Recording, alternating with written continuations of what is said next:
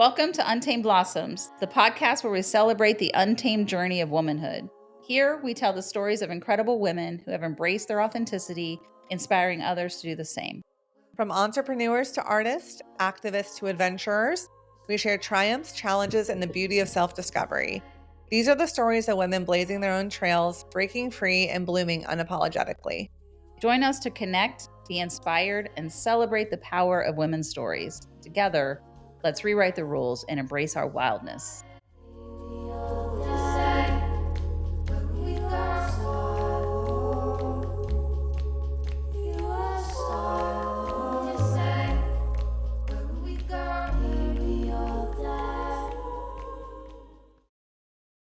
Welcome to Untamed Blossoms. I'm your host, Amanda Riley. And I'm Christy Riley. Welcome to the show.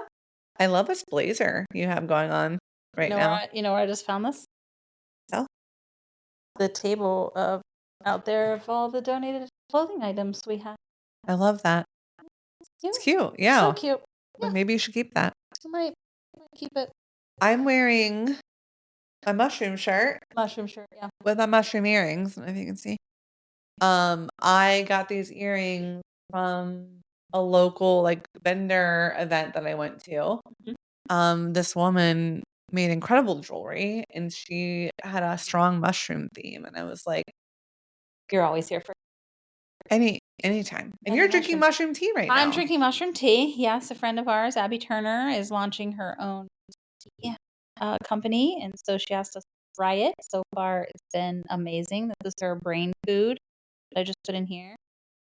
We will come back to you guys. I don't think she's quite ready for orders yet, but so far we've.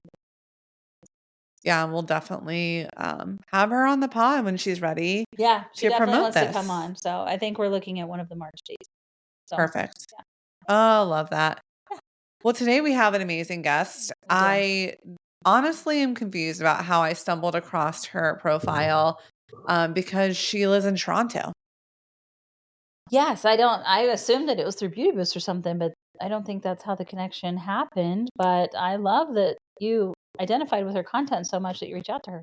I really do think I ran across her on TikTok, and if I really like someone's content, I will then go to their bio and to their link tree and follow them on other platforms.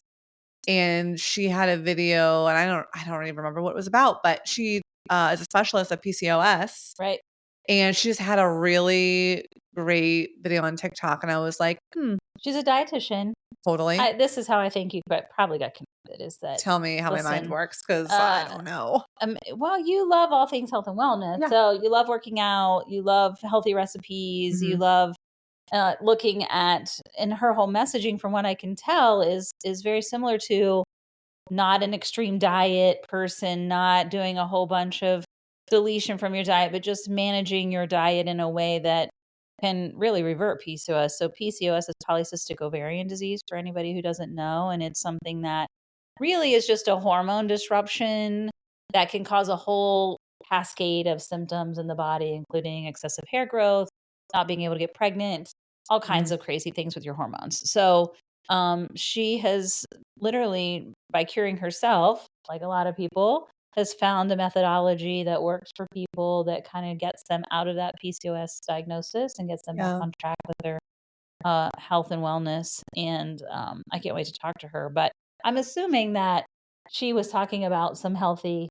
options of way to eat, or without being extreme. And because that's really a platform of a previous yo-yo dieter, an extreme dieter. You've done every diet on the planet, and somebody who now just intuitively listens to her body and moves her body and eats well and just makes smart choices.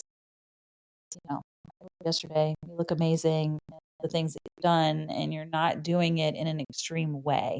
Yeah. You're just really listening and honoring your body. And I'm guessing that message of hers really resonated with you. That, or she said something real funny. Or I'm totally off base and she just cracked a wicked ass joke and you were like, she's hysterical. It could only be one of the two. Yeah.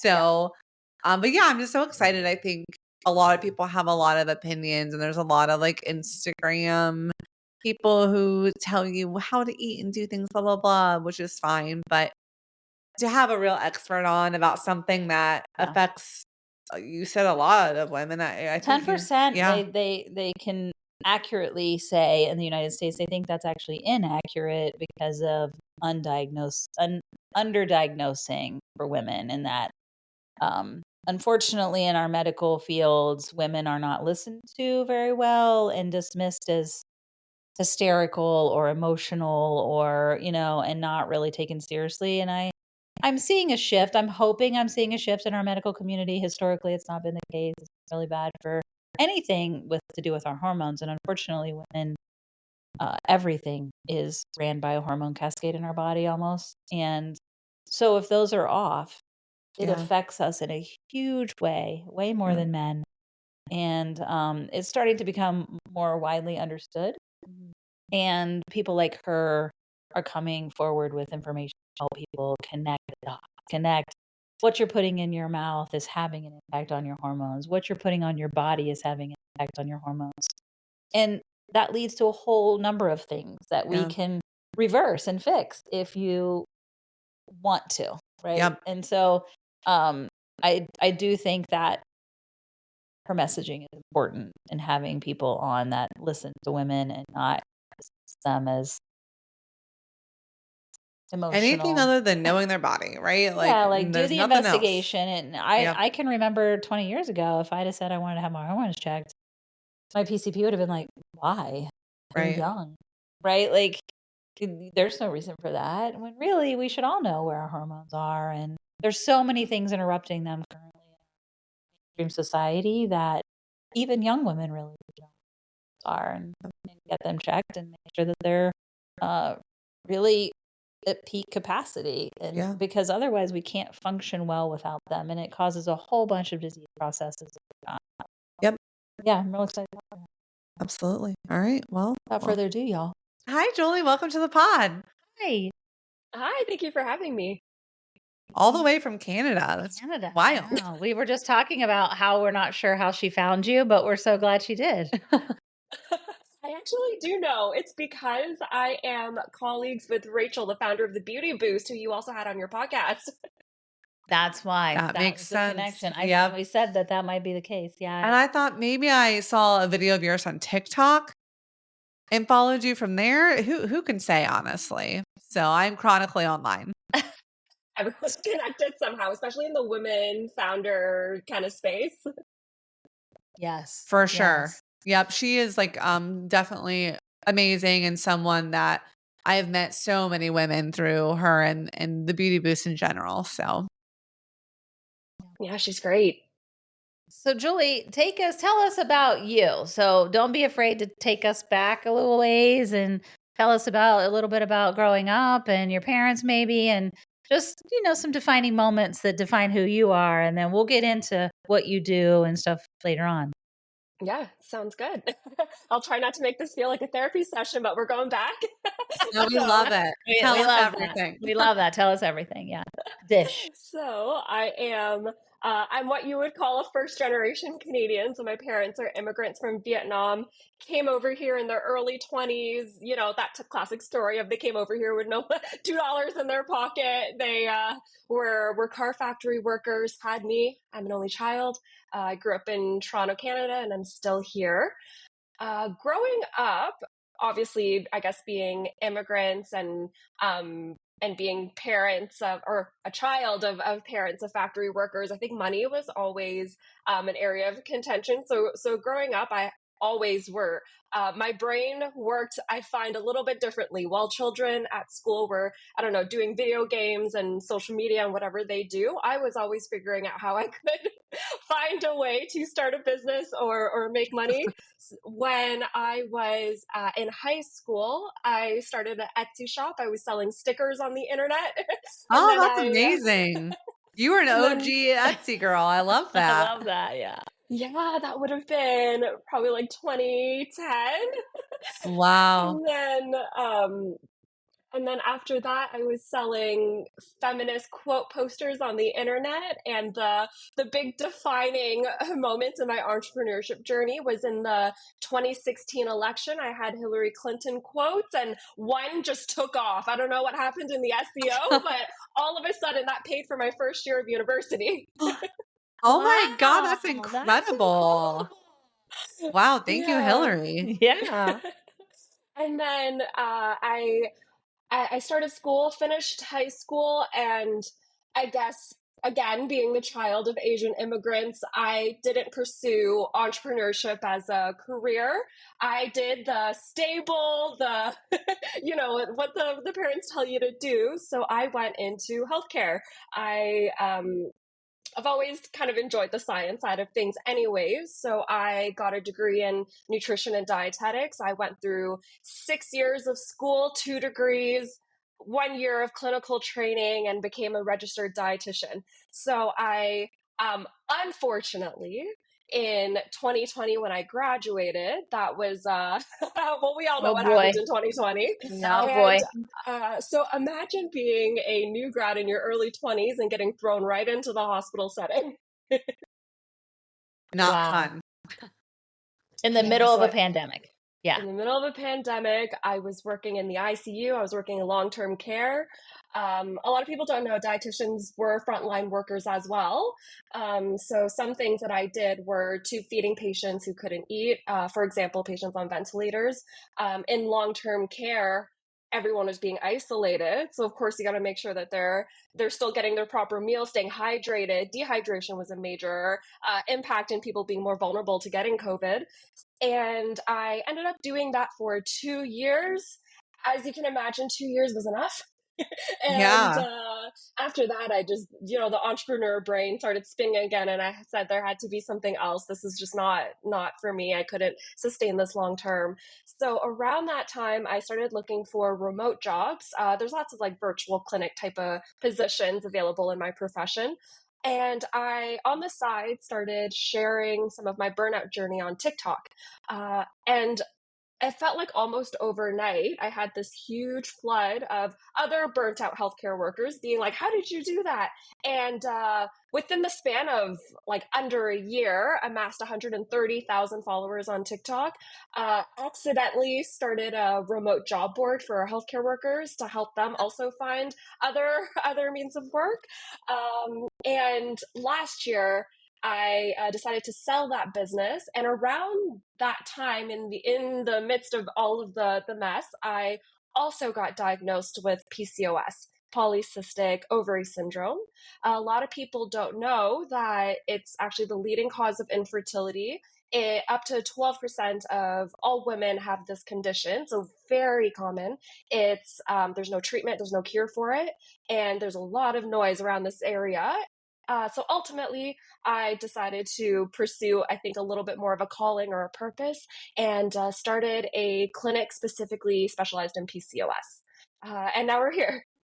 And Wow. this is where we've landed. Well, I would like to take you back just a little bit, and really, I think help people understand being a child of immigrants. People would be very interested in that story and in the messaging. Obviously, they came over, was really struggling, working. And so just talk about that and part of their culture really and now your culture through them. How are they trying to sort of save you? Because I feel like they're all well intentioned, right? Like it's they just want to help you and make sure that you're better than they are, you know? I know exactly what you mean. And yeah, I guess how they raised me is a little bit different than how I view, I guess, work and money and everything. So when I was growing up, because obviously, understandably, everything that they went through, they just value utmost education. I think in their eyes, they viewed education as a means of social mobility. I think, to have a degree and to get I'll call it like quote unquote like conventional job is how they view success. They, in their eyes, sacrificed a lot, leaving everything back home, their family, to go to a strange new place, and be of lower socioeconomic status, with the hope that this opportunity of living in North America could allow me to finally maybe move up in status. And that's where I guess they placed their value. But also regarding money growing up, because I guess you don't have the most money up front. I didn't learn this lesson until growing up, but I feel like now, to give the example of clothing, for example, I find a big movement towards maybe spending more money on a higher quality clothing piece that will last longer as opposed to spending money on fast fashion. And this is so specific, but it was a weird money lesson for me because growing up, you were looking for what was the lowest dollar value possible. And it didn't matter if it was only going to last you a few months. We didn't have the money to invest in a higher quality piece up front. And even as I don't know, entered my 20s, I still viewed money that way until I guess, had friends with a little bit more of a privileged upbringing and pointed out to me that why are you spending $20 on a pair of boots that are falling apart? And I'm in a position now where I don't need to be worried about, I guess, that situation anymore. But that still sticks with me. Being that big dollar amount is kind of daunting and scary. That It's scarcity. sometimes like those behaviors that are built in when you're growing up and like you're in those situations where you're like, okay, this is how we were able to get by though, right? So I'm now going to follow these same patterns because it feels comfortable and I know that it's safe and maybe it'll help me save money. And then when you learn better, you do better, right? But it's definitely a hard pattern to get out of. And I can't imagine the amount of maybe pressure you felt to be like perfect, just like the perform without being really to be able to take a breath and self-reflect on all those things. Yeah, I think it's an unspoken burden that I'm only recently hearing some narrative around on social media, which is the first generation North American children having that pressure. And it's not that their immigrant parents even put that pressure on them, but we put it on ourselves to make something of ourselves because of the sacrifice that our parents made. And it's a big lesson. I think the other thing regarding like stability versus entrepreneurship, that was another really difficult thing for me because if it were up to me, I would have, after high school, gone right into entrepreneurship and started my own business and just taken the plunge. But there were a few barriers to that too. Not only, I guess, the pressure from your parents of getting a more stable job, but I also find when you've grown up in that scarcity, you get in your own way too. I think it's a privilege to be able to take a risk and make big moves for going stability. I think that's a privilege in and of itself. I think I've always been someone to make sure there was always some kind of cushion just in case, and maybe that was from my upbringing. And so it took me 5 years to finally take the plunge to do entrepreneurship full time versus maybe somebody else more privileged could have had the risk tolerance to do it a lot earlier than I. Yeah. What did you learn from starting your Etsy business and, doing the online merchandise and all of that? Like that's definitely a smart way to phase into it. So what did you take from that time into what you're doing now? Yeah, I felt like I I almost feel like I traded my childhood for learning business, but I but I don't regret it. Uh, my Starting that business, I learned a lot about business fundamentals. I never had any formal like business education in school or anything. In my teenage years, was just looking on the internet. I learned what SEO meant. I learned how to do good product photos, learned about marketing. I did it all on YouTube and Google, taught myself how to invest and buy stocks. This is something that, I mean, there's so much narrative on just personal educate or personal finance not being taught in schools, but especially in an immigrant household. There's still, my parents still have the fear that the government is going to take your money away. Growing up in communist Vietnam, they're terrified to invest in stocks, and I had to Yeah. teach Right. that to myself. Yes. Things that we don't really think about, right? Like those things carry forward for them, you know? When you went to school, right? And you're like, okay, I'm going to be into the healthcare field, right? And this is what I'm going to do. Did you know when you were taking those courses in school, like, this isn't maybe something I want to do long term? Or were you like committed to saying, like, I'm going to make this work and see what happens? Did you ever have that pang of doubt? I did, but I think I was mostly still believing that I could have that Grey's Anatomy hospital life. That was what I was fantasizing. And I think most of my schooling, that's what I thought my life was going to look like. Only, um, when I was applying to programs, maybe unconsciously, I had always thought that I would pursue entrepreneurship because I did get accepted to both nursing programs and dietitian programs. But what made me choose dietitian was the option to have your own practice, or at least it's just a little bit more, the path is more straightforward as a dietitian to start a clinic as opposed to being a nurse, although it is possible for a nurse too. I maybe unconsciously had always opened that door to the possibility of having my own business. I love But that. at the time, I was still wanting to be that Grey's Anatomy hospital girl. Like, where's my McDreamy? Where is he? I was a nurse for 27 years, so I promise you Wow. that is not the case. Y'all, any of you It's were like 99% female. 99, yeah, like, this is not how the hospitals No bunch of operate. hot doctors and available men throwing themselves at you, I guess. No. Unfortunately. The logistics of it, what they do on a daily basis on that show, absolutely not. Like, none of it. None of it's real. Because if it was like that, you wouldn't have burnout at the extent that you have it in a hospital setting. And Yeah. you've experienced it. I experienced it. Almost everybody I knew experienced it at one point or another.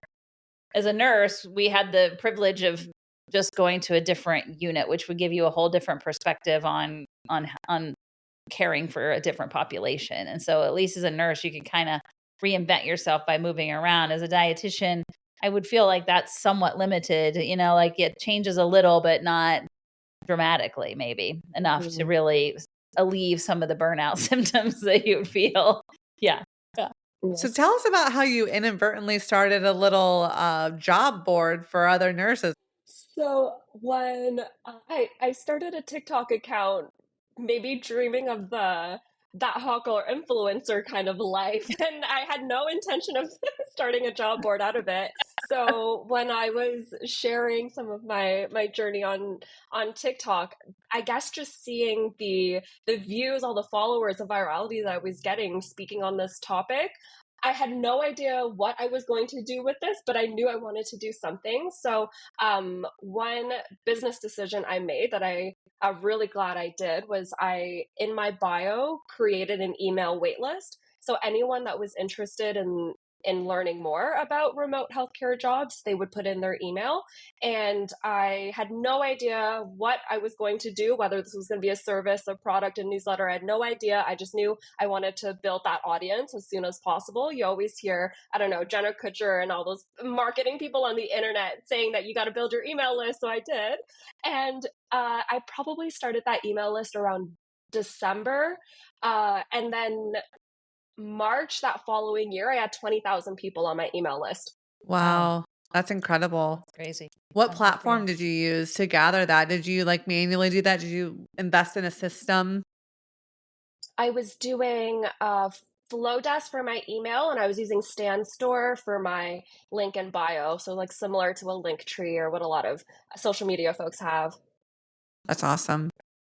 So let's pivot a little bit to PCOS. So tell us about your journey, even finding out that you have PCOS was a pretty straightforward thing. My understanding of PCOS and people that have struggled is that the diagnosis did not come quickly or easily necessarily, that it was sometimes a long, drawn out thing to try to figure out what was wrong with them, and maybe just give people, your overview on PCOS and the treatment of that. Yeah, and I'm so glad we're talking about this. I know your audience is women as well, and I think it's so important that everyone start to know because there are so many things I wish I knew earlier. So I think as people are just starting to learn about PCOS, you'll start to learn that it's an umbrella of a lot of different potential symptoms. It's not as simple as it's just a fertility condition or it's a condition that causes you to gain weight. It looks very different, but a lot of people don't know. Even as a clinician, I also had no idea. So I did have patients with PCOS who were struggling with their weight or their blood sugars. And that was the type of PCOS that I was seeing in my profession. So I had no idea that it could look different for different people. But we're getting a little TMI. Basically, throughout my entire life, I've always had irregular cycles. And some people told me that that's a normal thing. If you've always historically had irregular cycles, and maybe that just is your normal. So I didn't think much about it, but finally in my mid-20s, around 25 years old, I decided I should probably get this checked out. I want to be a mom in the future. I don't know if irregular cycles also means this is going to impact my fertility. So I went to this is a very Canadian problem, but there's such a shortage of doctors that a lot of people actually don't have family doctors. So I was also navigating that. But finally, I went to a walk-in clinic and just said, I have irregular cycles. I want to figure out what this is all about. The first doctor that I saw gave me some very generic blood work that didn't really tell you anything. Anyone in healthcare, what they did was just a CBC. You just see your very standard blood test. They looked at my iron. They looked at a couple hormones, but nothing that gave you any definitive answer. And after all of those standard tests came back normal, the doctor just said, "You have PCOS." And I said, "Okay, what can I do about it?" And she's like, "That's it. You just come back to me when you're trying to get pregnant, or we can go on birth control if you want." And this is the story that many women are told. Only after I started working at an endocrinology clinic with a whole team of endocrinologists, and a lot of people don't have the privilege of this, but I was speaking to my colleagues who are actual endocrinologists, and they told me that actually you're supposed to test so many other things. You're supposed to test your blood sugars, your A1C, your insulin, your testosterone. You have to do an ultrasound to see if there's actually cysts or not. I had no idea. Another thing that I learned is that you can also be a normal BMI, but still have PCOS as well. There's a misconception that weight gain is associated with PCOS. I never had issues with my weight. So finally, I did a full, more comprehensive PCOS workup, did an ultrasound. The ultrasound came back with like 20 plus cysts on my ovaries. No idea that was there. I've been living 2.5 decades, had no idea there were all these little cysts, which is the classic polycystic portion of PCOS. Right. And you were not having any pain. Were you having a lot of pain? No, I just had, the typical period cramps, so nothing debilitating. Barely any symptoms other than the irregular cycles, maybe some acne. I had no idea until I finally thought to get it tested. But a lot of people don't really find out until they're trying to get pregnant and realize that they're having issues, and then discover they have PCOS. But now they've already lost a lot of time. Yeah, so you really just wanted because you had irregular periods. That's what prompted you versus, as you mentioned, some of these people that are experiencing this have a lot of really aggressive, excessive facial hair, very, really dark acronathia. They have dark armpits and dark around their neck. Like that's a classical, but I feel like that's also a very like down the road symptom, right? Like this has been, I feel like this has been going on for a long time when you've developed like these symptoms, and now your cascades of hormones are so far out of whack for so long that now you have all of these other symptoms that are very easy, way more easier to see than the ones that you were diagnosed with, right?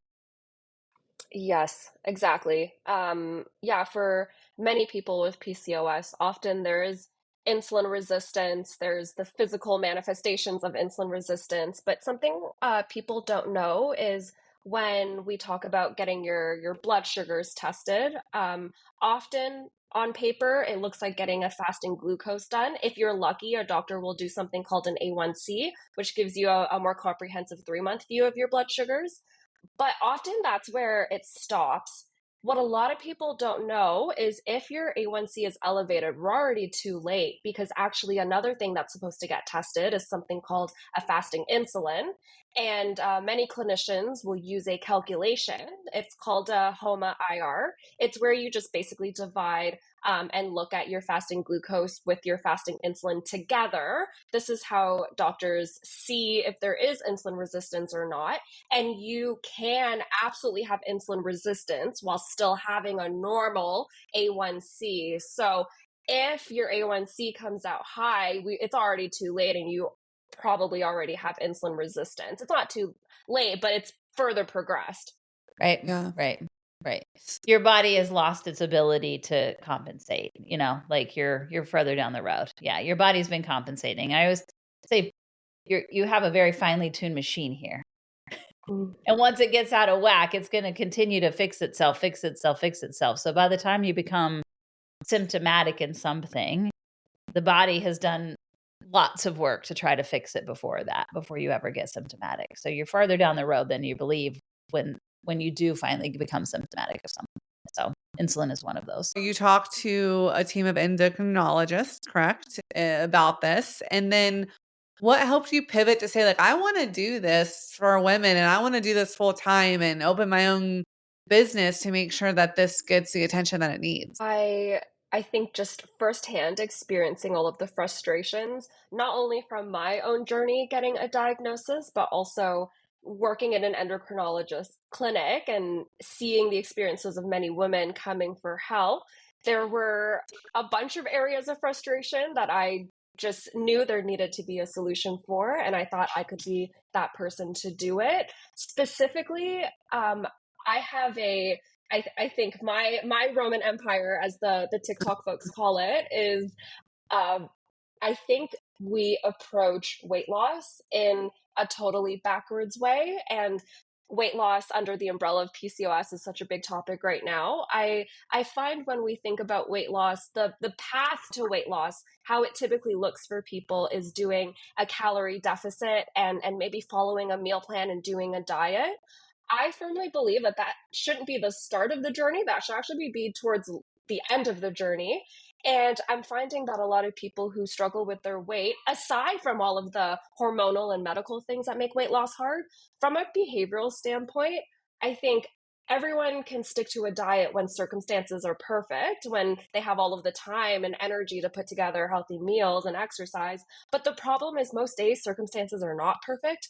And people don't have a contingency plan. And this is why that all or nothing yo yo dieting happens so often.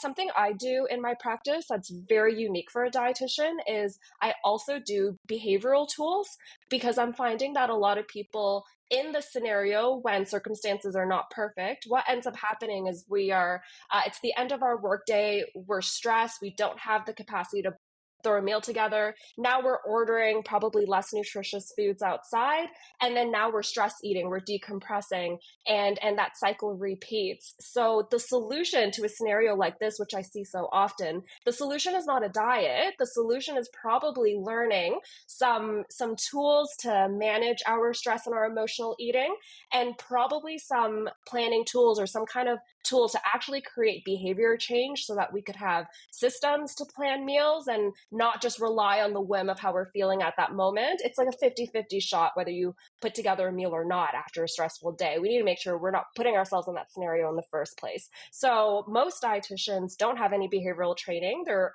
only taught how to tell people what to eat and send them off. I actually did an additional training in psychology and cognitive behavioral therapy and emotional eating training so that I can actually help people get to the root of what is actually going on. And I think this is how weight loss should be approached if we actually want to lose weight successfully. So this is for PCOS folks and people who struggle with weight in general.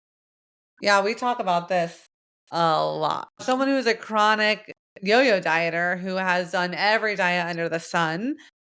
We talked a lot about how it's taking us some time and some behavioral changes and getting to know ourselves and dealing with the mental and cognitive loads that we face to then make changes that are more healthy and sustainable.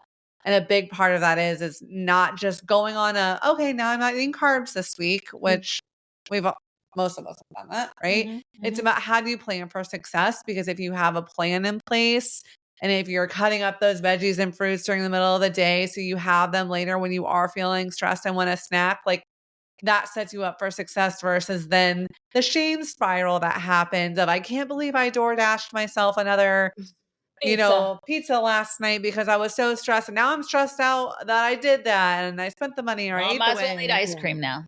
Might as well. Might as well eat ice cream because my day is ruined. Yeah. Yeah. Those mentalities. It's really important. What you just pointed out is actually something that I teach people about. It's something called permission thoughts. Our brain is really good at giving us those thoughts of like, oh, well, there's a blip in my day, I might as well just keep going. There's no reason you need to keep going. No, no. No, you could have just stopped at the pizza. You didn't need the ice cream and the cookies and the other things that you decided to have afterwards. Yeah.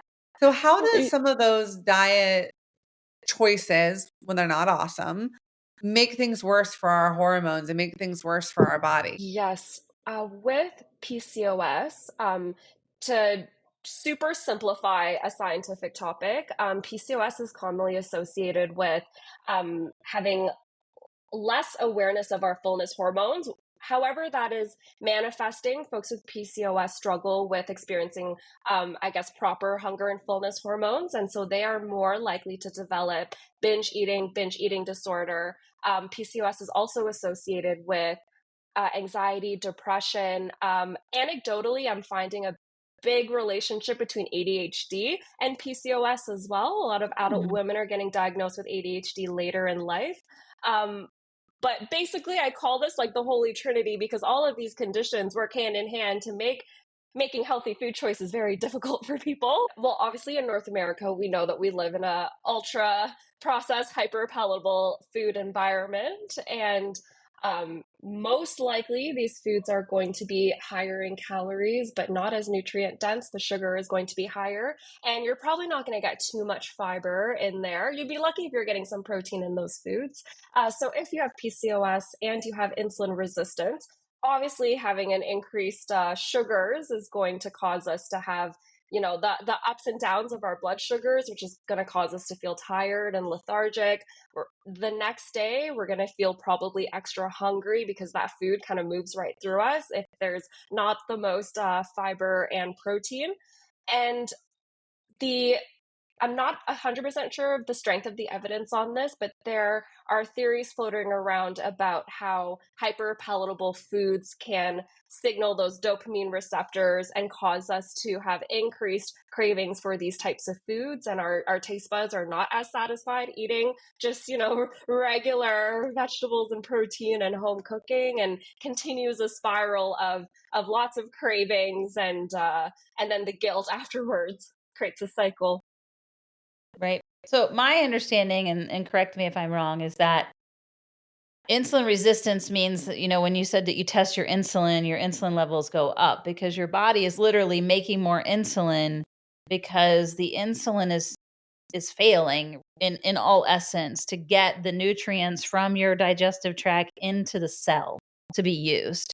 And so the cell keeps sending out a signal like, we need more energy, we need more energy. And insulin is the thing, literally the caboose, if you will, of a train, that the piece of the train that grabs the nutrients and puts it into the cell. And without the insulin, that transfer can't happen.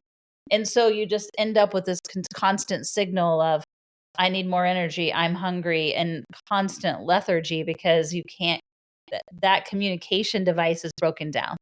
And so you have this really high insulin level in your body, but you really can't use the insulin because it's, and so you can't, and then you end up with high sugars because that you just keep eating more and you have more of that in your bloodstream and it can't get into the cell properly. Is that correct? Yeah. Basically, your organs are just not recognizing insulin as a friend anymore. It's just saying, I don't know who you are. You're not coming into my party. And all of a sudden, insulin has nowhere to go now. It's supposed to enter the parties going on inside the organs, but instead, it's just lining up in the bloodstream and it has nowhere to go. And so now your organs are not getting the insulin, the sugars, the fuel that it needs. The insulin is hanging out with nowhere to go. So now we got high insulin levels in our blood work and our bloodstream. And then our cells are also thinking that it's still starving. And we're not feeling those fullness hormones happening. Our body is storing on more weight. It's thinking it's not getting enough food. We get increased cravings. Not a fun scenario. So tell us the steps, because my understanding is that PCOS you can reverse a lot of the symptoms of PCOS, which is why you have to work on it for fertility, right? To get people back to ovulating and their cycle to be normal again. There is hope for those that are listening, right? So that's whole part of your program is to get them back to a more regular state. And so give people the steps that you recommend to getting them back to equilibrium. Yes. The good news is there definitely is hope. PCOS is not a condition that will 100% go away or be cured, but you can definitely live a very happy life with children and with very minimal symptoms as long as we can keep those managed. So, if you are someone who are experiencing symptoms or wonder if you have PCOS, then the first step is to go to your doctor and get a full PCOS workup. So get the ultrasound, get the blood work. Hopefully you get that diagnosis, or at least you get some answers on why you're experiencing these symptoms. If you do have a diagnosis with PCOS, I wish family doctors had the time to do the proper treatment and education, but they're obviously very overworked. Family doctors in general, some will give nutrition advice, but most of them do refer to a dietitian anyways. They're not comfortable doing that more holistic type of counseling. So your best bet is to have a team. With your care, ideally you have an endocrinologist and or a gynecologist on your team to address the fertility, the medical side of things. And then ideally, you have a registered dietitian on your team who can give you the nutrition education to know what to do next. So, what to expect with a dietitian is they're going to look over your blood work and assess the symptoms that you have and be able to give you nutrition advice and probably some supplement advice to manage your symptoms. But for most people, the nutrition plan is usually targeting some kind of anti-inflammation, some kind of blood sugar, insulin-friendly diet, more protein and fiber, things like that. And that's what your clinic offers is the online service of having the dietitian portion of that, correct? Or do you have a whole team that handles you work with a physician? My hope, my hope for the future is to have kind of that one-stop shop. So for Nice. now, it is just dietitian services, and at least where I am in Toronto, I have a good referral network where I have some endocrinologists, and together we will kind of act as a team. But I'm hoping in the future we can expand. So for now, it's purely the dietitian services aspect, which would give you the nutrition and supplement support, but also actually hold your hand along the way and provide some of that behavioral counseling if that's what you need to actually implement the nutrition plan in the first place. Yeah. I want to pivot a little bit to some of your learnings throughout the process of becoming a founder and doing all of these incredible things. You've had to balance what it looks like to take rest for yourself, right? So you mentioned 7 types of rest, not just physical. I would love to hear you talk a little bit about that. Yes, this was a lesson I learned in my own burnout journey. Albeit I was only in the hospital for a few years, so I'm sure a lot of people, even outside of healthcare, I think post COVID, you're starting to hear more people talk about burnout in their corporate careers, and I think just historically we had that path of hustle now and then enjoy your life later. But now with the rise of the burnout conversation, there was one important lesson that I learned, which is once you have already reached burnout and have the symptoms of anxiety and hopelessness and poor sleep, physical rest and taking time off and leaving your job, all of those things can help towards improvement, but that alone doesn't actually quote unquote cure burnout. So this is something that I learned from my therapist. Also, if you're burned out, go to therapy for sure. But in that process, I what I found personally was I left my hospital job, found a job that allowed for more balance, but I was still feeling apathetic. My external environment was a lot better. I had more time for myself, but during that time, I still had no idea what I even liked anymore, how I want to spend my time. There's also no drive or passion to even do anything but lay on the couch.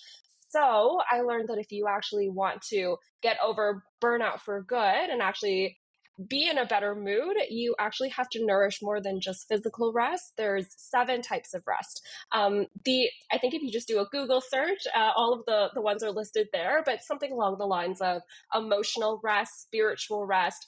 Spiritual rest is important because I think it's not only isolated to religion, but just that feeling of being connected to something bigger than yourself, that connectedness, that feeling of community is what a lot of people are lacking. And so we kind of get hyper focused into our own little bubbles, and that's also not going to be great for our mental health. We also need creativity. A lot of us lose that, I think, as adults. There's sensory rest, there's time to just be alone without any screens and stimulation, but it's also important that we get social rest and spend quality time with others. We were, as humans, meant to be connected in the first place. And so, personally, in my journey, how I tried to nourish those other areas of rest was I I think I relied on social media for ideas, but uh, I I started to get into a few more creative activities, which I found I lost just over the pandemic and just all the rigorous schooling I had to do. So I started reading more fantasy books, which I never thought I would get into. I was in my teen years learning about business. It was all about, the self-help, the rich dad, poor dad. I'm so over. I'm so You over all like this didn't stuff. start off with Twilight like the rest of us. You went straight for You missed your Twilight wow. age. Yeah, That's girl. right. I'm glad you got that I back. know.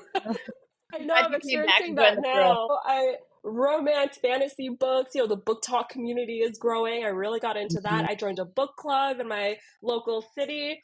And then I also joined an entrepreneur club. And it's a really great community of younger founders who are also passionate about health on top of building a business. And all we do together is sauna and cold plunge, which is something else I really enjoy. And so those things kind of help me find those other areas of rest. Yeah, and then you talked a lot about being vulnerable with that too, right? And not being afraid to share the ups and downs of being a founder and being in the wellness community and just letting people see you because that's how people will find you and relate and connect.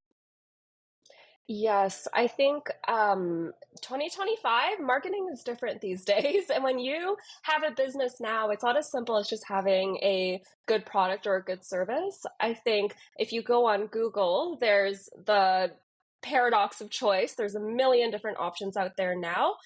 In my own experience, I found that vulnerability and showing a little bit more in the background behind the founder, behind the brand, is a more successful social strategy for myself.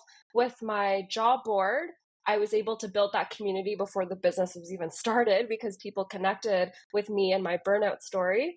And then I'm finding now in my PCOS practice that just the pattern that patients are experiencing with feeling dismissed by their doctors, whether because the doctors just don't have time to do any counseling or the fact that there's limited treatments. A lot of patients with PCOS are finding that they're feeling dismissed, and they, I think, have a bias towards working with someone who they think that can understand them. So obviously, if you have PCOS yourself, this is what I'm finding is drawing patients to my practice, is because patients just want to feel heard, and they want to feel connected to the owner, the founder, the clinician. And I'm trying to find a way to weave that into my social content and share a little bit more behind the scenes. And I'm finding this is what is helping me stand out on top of all of the other clinics available on the internet. Yeah. Perfect. I agree. If I see somebody online that doesn't read as authentic to me, or that I definitely am drawn to the authentic side of people and people being vulnerable about their story, that will keep me as involved in their content versus just not, just selling a product. I'll be like, no, no, moving on. So where can people find you online? And then can you just give a rundown of what you do provide in terms of services?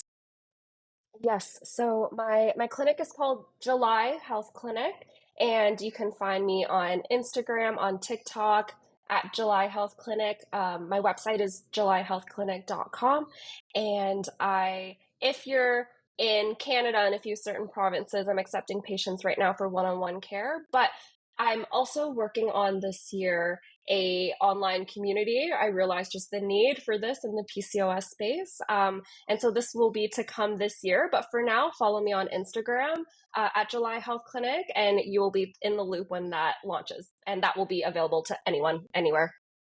Perfect. Perfect. And then tell us if you have any, or list of 2 or 3 women that have inspired you along the way in your journey that you would like to give a shout out to. I I have some local women that I want to lift up. I was actually going to shout out Rachel from the Beauty Boost. Perfect. I think her handle is the Beauty Boost Ohio. She has a wonderful business connecting women together in different cities across the U.S. Really inspiring founder. The second person I want to give a shout out to, her name is Jessica Takamoto. I think her Instagram handle is Jessica Takamoto Fitness. She has a dance fitness studio called Shine Fit. It's in Toronto, but she also does virtual classes. She has virtual memberships. This girl just has so much energy. She comes from a dance background and started this wonderful community, wonderful gym, does these dance, musical theater, dance fitness type of classes, and builds a great community of anti-diet culture, women empowerment type of communities. I think these two women are super inspiring and who I'm also following a little bit on how to build my own community.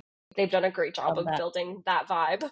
As a founder, hustling decades, your 20s and 30s away to enjoy life later is not the path anymore. I think it's very possible to prioritize your health while still building a successful business. So I think making it an effort to enjoy your life now as opposed to it later. I saw someone on TikTok put it in a way that they are microdosing retirement now, thinking about how they want their life to look like when they retire, but microdosing moments of that in their weeks or their months as while they're still young and enjoying their life now. I love that.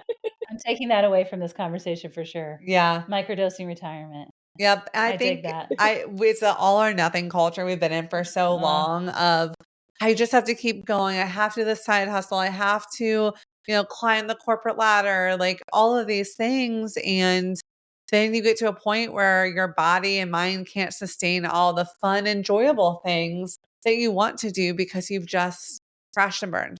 So, well, we will make sure we link all of your handles in the show notes for this for today's episode, and we'll tag you on our socials as well. Please make sure to give us a subscribe on YouTube. We're also on Spotify, Apple Podcasts, and iHeart. So give us a follow and definitely share this episode with anyone that you feel like would resonate with this. And thank you so much for shedding some light on a topic that many women maybe struggle with or know someone that struggles with that didn't really have the tools or knew much about to be able to help and be in community with them. So we appreciate it. Thanks, Julie. Thanks for coming. Thank you for having me.